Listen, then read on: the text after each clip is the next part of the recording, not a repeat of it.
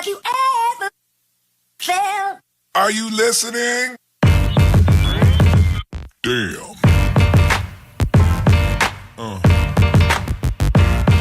Yeah. Yeah. Hey YouTube, it's the Pied Piper. It's Piper. Yeah. It's Piper. It's Piper. This YouTube thing, it ain't no simple tea.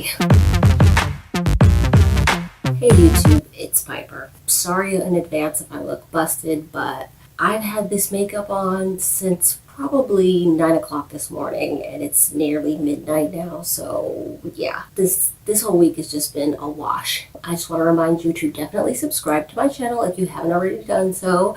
Did you see the last video that I posted? That video was actually a tag that I did, and I made that tag up, so please do the tag if you're a creator. I'm pretty sure not a lot of creators even watch my videos, but if you do the tag. It's your channel glow up. Message me or link me somehow so that I can see it. This is an episode 8 recap and review of The Passage. And again, just so you know, The Passage is on every Monday on Fox, 9/8 Central. And this show is seriously addictive. It is so good. There are people who don't like the changes that this show made to make it more eventful, I guess, make it more cinematic, but I think they're great. Though I didn't read the novel series, so I can't be sure that the novel wasn't better, but I will read it eventually. However, I'm going to say that if this show keeps going on this path, I may not ever read it because I won't want it to be ruining the show that I love. But if it's anything like True Blood, I might like them both, even if there are differences. And I apologize in advance if this video is super long, but I did take notes again, even though the last couple videos I didn't, but it was just so good I had to know everything because it's crazy and there's so many plot twists and I was there for it. So the episode is called You Are Not That Girl Anymore. I believe this week or last week and then the next one coming up are actually it as far as this season goes. I might be wrong. I know they're supposed to have a 2-hour season finale, or so I'm hoping that next week is the season finale that's 2 hours. Anywho, I'm going to keep looking at my notes and you're just going to have to excuse me if I look flaky. I already look bad because like I said, I've had this makeup on since 8 a.m. It's like midnight now, and I know probably people are like, why don't you do your recaps and reviews right after the show airs? But the reason why I wait and don't post them till later is because I don't want to give anybody spoilers. Obviously, there are going to be some people who just wait longer to watch episodes, and so they will have spoilers no matter what. But I know that I hate it when I'm on social media, and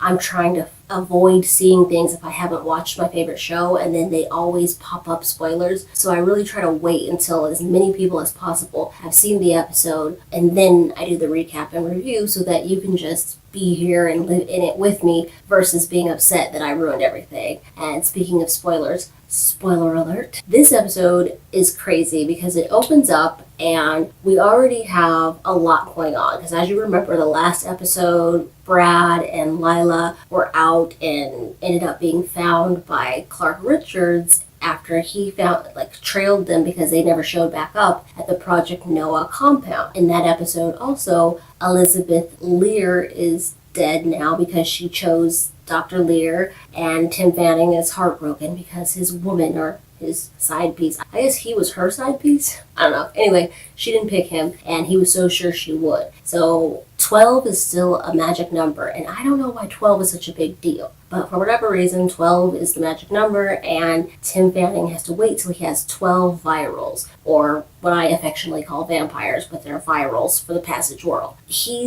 was really upset when David Winston did what he did, and then you have Elizabeth who offed herself basically, and so he's really upset because he needs 12 to implement his plan of world domination, I guess. We already know that Director Gilder has suspended Dr. Sykes' ability to get into any computer systems and everything, because in the last episode she had to use Dr. Lear's passwords and stuff just to even be able to help him with his wife. And we know because Director Gilder hired a new guy who I affectionately call Antonio from One Life to Live, or the ex-Antonio from One Life to Live, and if you love soap operas, you know exactly what I'm talking about, and if you don't, then you have no clue, so it doesn't matter to you.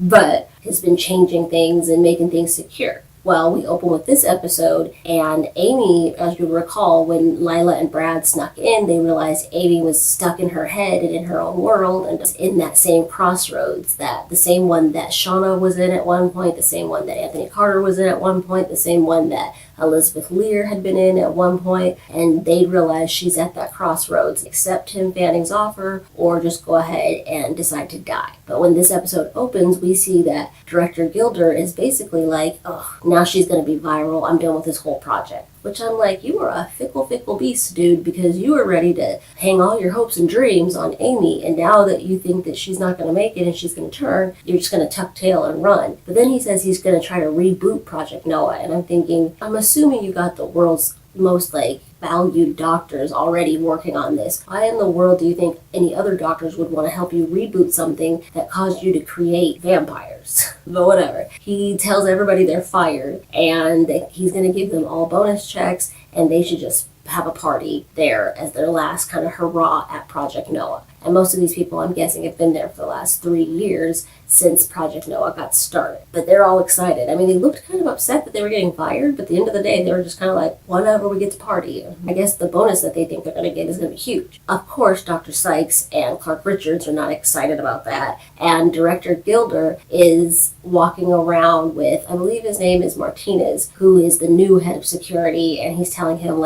look, sorry this didn't work out. I really thought this little girl was going to be the one, but she wasn't. And the thing that sucks is that director Gilder has Amy put on 4B before she's ever even turned or anything. He's just ready to call it all a wash so quickly, and everybody's upset. Dr. Sykes is finally a good woman and a stand-up doctor. Clark Richards is now a good stand-up person, and he's trying to help, but I don't think director Gilder knew that at the very beginning. So he ships Amy down to 4B, which is so devastating because she'll be there and not turned, but with all the other virals who look scary. I mean, we've seen Tim Fanning as a viral, and it's not a cute sight. But to be honest, he's not all that attractive when he's just a normal human either. But he's way less attractive as a viral. And then you have Shauna Babcock, who's down there, and she looks fine. And then you have Anthony Carter down there too, who we haven't really ever seen in his actual cell. We just know he's down there somewhere. Anthony Carter actually does approach Tim Fanning. You know how they communicate telepathically? Well, he telepathically puts his presence into Tim Fanning's little cage thing. And he's like, stay away from Amy. She doesn't need this. And Tim Fanning is just not even fazed at all. Literally, Carter raises up on him and pulls him to him. And he's doesn't even care. But I guess he really doesn't have to care considering they're in his mind. And so that's not even happening.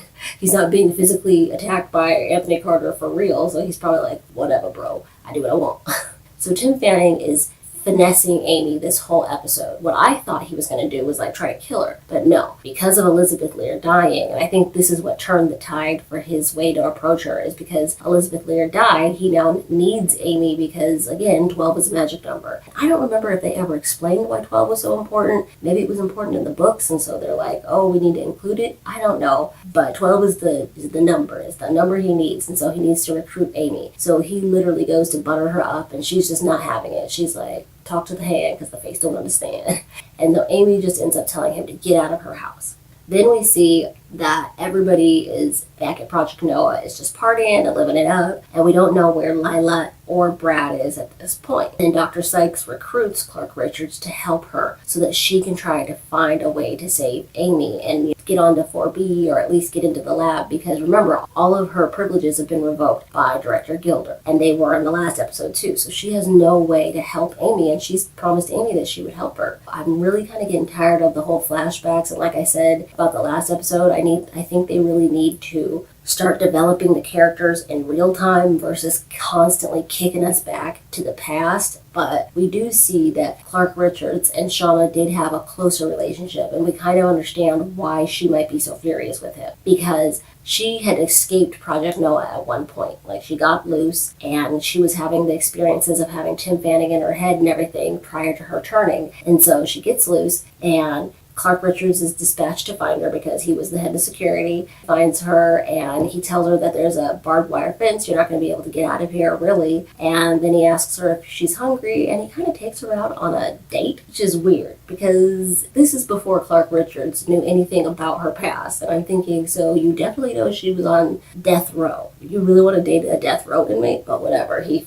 found something appealing about her. And not that he wanted to date her, but he does take her out to dinner. And he's a very interesting bloke because he tells her that he is the underachiever of his family. And his dad is a judge. And I'm thinking, okay, now I understand why you're such a douche. Your dad was a judge. Sorry, just kidding. And then he's got a doctor as a sister or brother, and like all his family is overachievers. And then he says that he went to school and I guess got a degree in creative writing. And Shauna's like, you write poems and stuff? And I just can't imagine him being that soft. I'm like, they have not developed his character enough for me to believe that he has this softer side. So I really hope we get to see some of that or find out more about that and see it in real time, because otherwise I'm like, he is just a walking contradiction at this point. Oh, Shauna does actually visit Clark Richards, like his consciousness, and she keeps warning him, telling him like, look, we're all getting out. And if you pick me and help, then you get to come with us, and that's the only way that you live. And Clark Richards is just like, dude, you're like the date that won't go away. She's like the chick that you bang, and she's like a coyote date, and she just keeps popping up. One thing that I think is hilarious is, remember, if you are a watcher of my channel, then you will remember in one of my videos I talk about like different things that I believe, or like just different theories and things. And I think it's hilarious because I had said in a previous video that nobody wins in a headbutt. Anthony Carter learns that firsthand because while he's psychically visiting Timothy, or I don't keep saying Timothy, like we don't know each other, Tim Fanning. So while he's psychically visiting Tim Fanning headbutts him. And I'm like, nobody wins in a headbutt. And Tim Fanning looked like his head hurt before we actually saw him headbutt Anthony Carter. And I was like, he has a big old noggin, and he just ran it right into Anthony Carter's face. He had to feel that even in his real body because it looked painful. One thing I'm very excited about, when Clark Richards decides to help Dr. Sykes, he's like, well, the only way we're going to get onto 4B now is if we get Director Gilder, and he's going to let us in. And finally, my prayers are answered, and somebody thugs Director Gilder. Brad literally holds him at gunpoint and is like, guess what? I'm not dead. Then no thanks to you, we're still alive. They end up kind of taking him hostage, and they're able to use his stuff to get clearance to go down to 4B. Clark Richards ties Director Gilder up in the conference room that was like used for their debriefings and stuff. He's in there, and so Clark Richards gives Lila and Dr. Sykes the ability to go and try to figure out how to cure Amy, or not necessarily cure her, but even things out and help her so she doesn't have to turn. Now, I've made a lot of reasons why the flashbacks with Shauna and Clark Richards were like something, but they're really not all that interesting. Truth be told, let me interject and say this review is not linear. I'm just kind of going over everything, and we'll let it shake out the way it does. But ultimately, the flashbacks don't really matter. All we see necessarily in the flashbacks is that they did have more of a relationship, sort of, than just typical. She was like a patient and he was just like the head of security. So now we kind of see why she's fixated on him all through these episodes,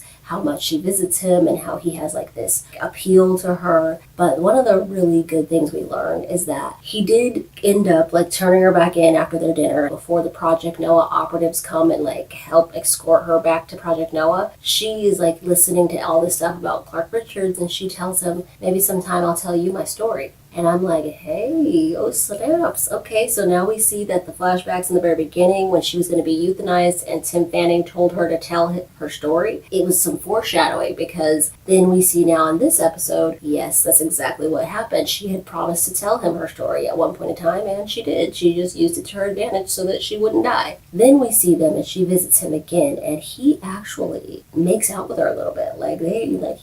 He was all in there checking for cavities. But yeah, they make out, and Shauna Babcock is like, we could have something, basically. She really likes him. And he tells her, like, I can't be with you. And she's all, but you saved me from being euthanized. He's like, who I was attracted to, or I guess who I liked, was the girl who wanted to be a makeup artist and moved to LA. The girl who had a rough path, that girl. The girl he had met when she first got there. And they had their whole talk about the weather.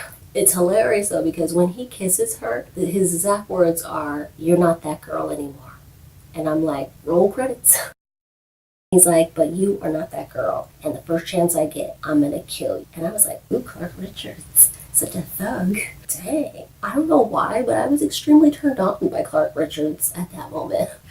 what is wrong with me? I have like no radar for guys. But he's like, I'm gonna kill you. I thought that was interesting. So like, why'd you have to make out with her first before you told her that? One thing that I think is so cool is we finally see Lacey again in this episode. And don't get your hopes up, we don't see her for more than like 5 seconds. We see her hitchhiking, and where she's going, obviously Colorado to Project Noah, because her calling is Amy. So she's being called by the Lord, I guess, to go save Amy. So we do see her, and I'm like, yes, Lacey is back.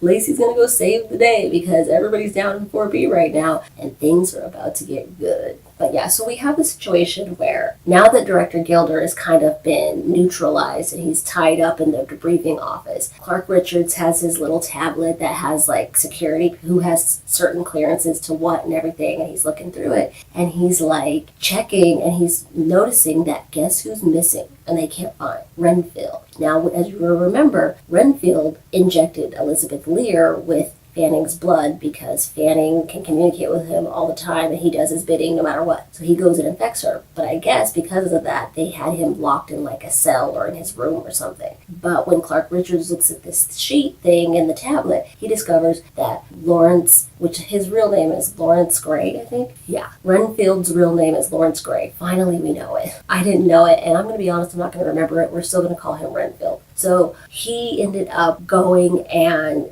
seeing that he wasn't in his room and they couldn't account for him. And now I have a text message. This video keeps being interrupted, guys. I'm gonna finish. I'm gonna power through. I'm here. We're here. I'm powering through. So he sees that Lawrence Gray is unaccounted for and he goes and finds him and can't find him anywhere. Well, guess where Renfield is? He's on 4B destroying all of the things to the cages, which means everybody's gonna get free. Oh no. Clark Richards is upset, and he does actually attack Renfield, and thankfully, and gets him, and he zip ties him to a chair in the same room with Director Gilder. Clark Richards is really worried because he's like, why did Renfield have, this much clearance and access to that floor? Like, he's not supposed to have that access. And Director Gilder is like, I didn't give him that access. Like, why would I? Through a process of elimination and asking him questions, Clark is like, who could possibly have authorized this? And he's asking all these questions, and he's like, hey, where's the new guy who's supposed to be the new head of security? And he's like, oh, he's in his room waiting for a plane to go back to Washington. And Clark is like, that's interesting. So he's looking around, and remember, everybody's partying hard because this is their last day of work, and they were told they were going to get a bonus and they get to party. So they're partying like rock stars in rooms and everything. And so Clark Richards goes up there and he's asking people, have you seen Martinez? He's been a guy that's been walking around with Gilder because he's the new head of security. And nobody knows what he's talking about, or at least nobody has seen Martinez. And so we're like, oh my gosh, where could he be? We end up seeing Clark Richards talk to some guy, and I don't know who he was or why it all clicked for him, and maybe I didn't pay close enough attention as to who this guy was and how it signaled Clark Richards, but for whatever reason it did trigger something in Clark Richards. And when he asks that guy, the guy says to him, who knows, that guy was a part of, I don't know if he was the CIA or some agency, and it doesn't really matter, because ultimately what the issue is that he's like, yeah, those guys are like Navy SEALs or something, and they're able to blend in with anything. They could be anywhere. They could be right in front of you. And Clark is like, light bulb moment. He ends up running down to 4B where Gilder is in that little office tied up to a chair. And he tells him, is this Martinez? And he shows him a picture of him. And he's like, yeah, that's him. He's like, He just picks him up and drags him around like the little biznitch he is, because Gilder is a biznitch, and I couldn't be happier that he's being punked every chance he gets by Clark, by Brad. Everybody's punking Gilder. He just drags him down to 4B, and he puts him in front of one of the little isolation cage type things. It reminds me of a zoo, but so that one of the people is in. And he's like, say hello to number 2. Remember, there needs to be 12 virals, and this is number 2. Guess who the number 2 viral is? Martinez. Oh my gosh, plot twist. I was so happy. I couldn't have been more happy with such a plot twist. Because remember, Gilder had said, oh, we could just limit the exposure of people on 4B so that nobody's influenced by the virals. And Dr. Sykes told him, you can't do that. It doesn't matter how much an interaction you have with them, they can get into your head, which is a small window of opportunity. And guess who was being punked this whole time? Director Gilder. So that means he has officially got himself to be the head nacho of the whole Project Noah. But realistically, he's up shit creek because no one knows any of this stuff. He's been relying on Martinez, who is viral number 2, who's just been projecting his consciousness into Director Gilder's mind. He's been relying on him for everything. So now the virals have all the information about what's going on and they can break loose. So let's speed on over to Fanning and Amy. Amy actually reaches out to Fanning because she wants to know what's happening to her. She's starting to feel other people's feelings. She's starting to experience a lot of this different stuff that the virals end up going through. And he's like trying to woo her and telling her like, you know, it doesn't go away, unfortunately. And then he fulfills every kid's dream, or at least this kid's dream and most kids. He gets Amy a bike. Now, granted, it's a psychological or psychic bike, but whatever. They love being in their heads, and it's a bike, and she's so excited about this bike. And so she's riding it around, and Tim Fanning is basically just like schmoozing her the whole time. And he's just taking her around and showing her the benefits of being a viral and letting her know, like, hey, it's not all bad. And, you know, feeding's, you know, kind of a necessary evil, but it's cool. Horrible thing that happens. Okay, so Amy's communicating and everything with Tim Fanning, but every once in a while she pops back into her regular self and she opens her eyes and she finds Brad there with her. And he's like, hey kiddo, and he's just being so sweet to her and everything. He tries to untie her and she's like, no, it's too dangerous, don't untie me. Because she's being like restrained on the bed that she's on, down in 4B in her own little cage. And she's like, no, it's too dangerous. And he's like, I know you're not going to hurt me. She's like, no, don't do it. And so we then see Amy, and like I said, this is not linear, so this could have been happened at any time during this episode, but we see Amy do exactly what Anthony Carter did, exactly what Tim Fanning probably did, exactly what Shauna did. Poor girl coughs up a tooth. And I'm like, ooh, Lord, Amy, I hope that was a baby tooth, because that looks big and I don't think it's coming back. But she pops it out, and Brad tells Dr. Sykes and Lila like she just spit out a tooth, and so they're like hurrying and hustling trying to get this cure or get this other serum to help her because she's already spitting out teeth and it's only a matter of time. Now, this is a side note, but it all boils back down. Did you see that Netflix show or I guess movie called Abducted in Plain Sight and how devastating it was? I watched that Netflix documentary thing. And so I've had my fill of hearing about child molesters or pedophiles and the way they groom children. Obviously, the way the whole Bergdahl dude groomed Jan and abducted in plain sight. So I was like, oh. But then we have Tim Fanning basically grooming Amy this whole episode. And I'm like, oh, why do we keep seeing this? This week has been a weird week for me. I keep being exposed to things I'd rather not be dealing with. He's schmoozing her so that she will turn to the dark side, and he's giving her everything her heart can desire. Then we travel back to Renfield. And remember, he's in that place with Director Gilder tied to, or like with zip tied to a chair. And then we see him going like this against the chair, and blood's oozing from, because he's rubbing his whole wrist raw because that's where he's tied with the little zip ties. And I'm like, uh-oh. Don't do it, Renfield. You're going to lose a hand. No, don't lose a hand, Renfield. And I'm getting disgusted as all this blood's dripping. And then he just pops his hand out of there. And I was like, oh, I guess you got it. He ends up going and obviously Director Gilder can't do anything. He's tied to a chair too. So he escapes and he goes and finishes what Fanning wanted him to do. Then we have Brad, who's still with Amy, and Amy's fever is getting higher and higher because Tim Fanning has now brought her to this little tunnel thing, which I guess it's like a metaphor because it's all in their minds anyway. But he brings her to this tunnel and he lets her know, this is your time now. You have to make a choice. So you choose to be with me, you just be a viral and you ride down this path, and when you come out on the other side, you're going to be a viral. Or, you die. And so little Amy is so cute. She takes off on her bike down through this tunnel. And I'm like, oh, Amy's going to be a viral. And she's headed down. And there's, two sides. There's Tim Fanning, who's waiting at the other one end. And then there's Viral Life on the opposite end. And she's pedaling fast towards that end. And then she stops. and she has flashes of like her mom and what her mom had said to her when she had psychically,